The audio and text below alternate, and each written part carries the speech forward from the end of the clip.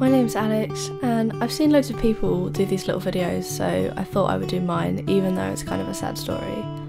But I wanted to show people going through a tough time that there's hope and there's always music.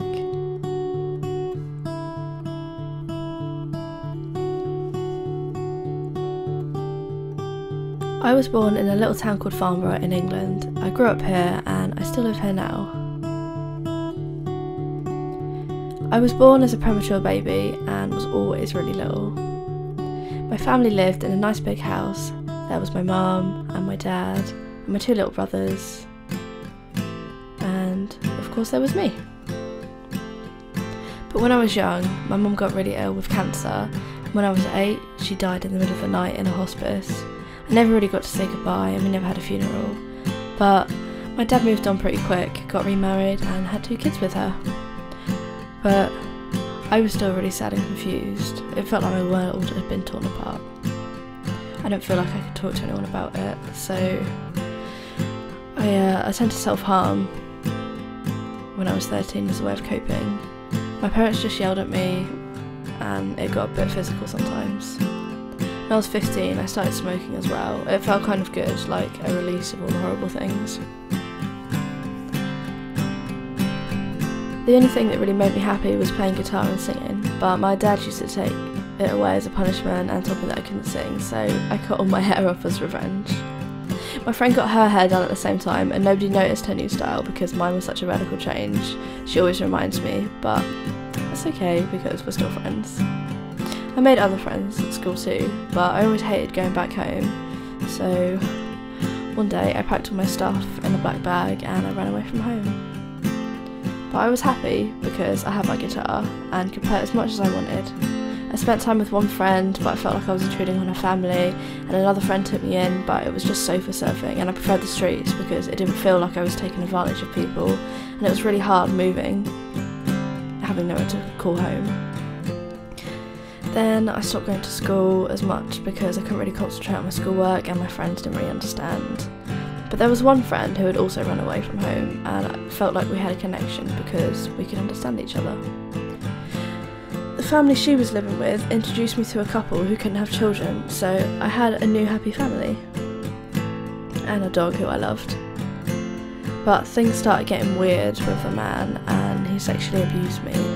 It was reported at school and a teacher asked me if it was true, but I couldn't say anything because I didn't want to be homeless again, so I went to a bridge and was going to jump, but I got picked up by the police. And then I got sectioned. The psychiatrist asked me why I did it, but I couldn't say anything because he was in the room too, so I was diagnosed with depression and put on pills. Someone who I thought was my friend told everyone at school about it and I felt really lost and alone. But her family heard about it and took me in so I didn't have to live with them anymore. But the police got involved and I was confused because I didn't know if he'd really done anything wrong and didn't want him to go to prison because of me. Police and social services took me away and put me in a B&B while I started college. But it was okay because I had my guitar. And then I started writing songs to make me feel better.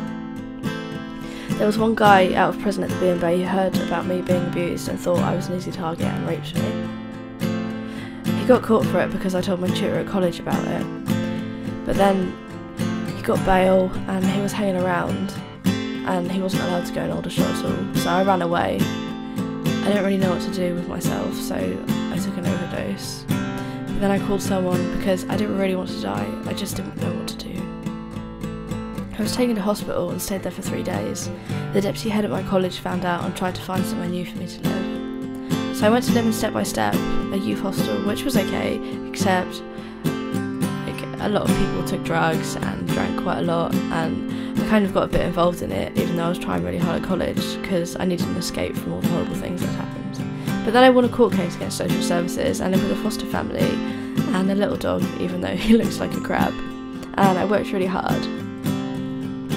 Then I turned 18 and couldn't stay in foster care anymore, so I was moved on to my own little place and I got 2 rats called Damien after Damien Rice and Smithy after Elliot Smith, and they meant the world to me. I did an extra year at college and met a guy while I was volunteering who I really liked.